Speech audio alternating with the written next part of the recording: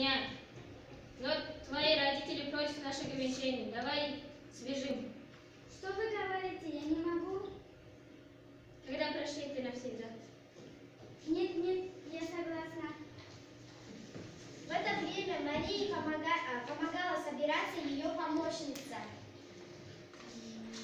Они должны были встретиться в Жадрино и тайно обвенчаться. В день побега была сильная метель. Была сильная метель.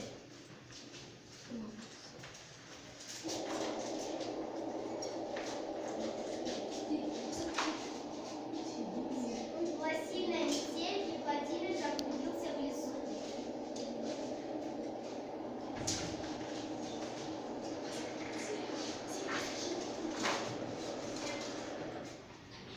Когда Владимир заблудился в лесу, Мария уже приехала в церковь и вместе со священником ждет Владимира.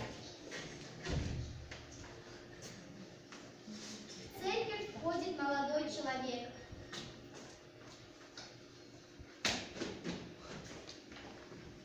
Давайте быстрее, ваша невеста ждет. Священник венчает молодых. Можете посмотреть на невесту?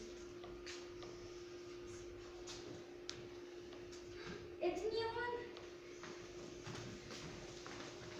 После смерти отца Мария с матерью Еленой Петровной переезжает в другой город. В соседский дом поселяется молодой человек по имени Бурмин. Здравствуйте, Елена Петровна. А где Мария? Здравствуйте, Бурмин. Мария в саду. Не буду ходить вокруг да около. Я вас люблю. Хочу, чтобы вы стали моей женой. Моя жена уже 4 года. Что? А где ваша жена? В тот день была сильная метель. Я попал в церковь Жадрина.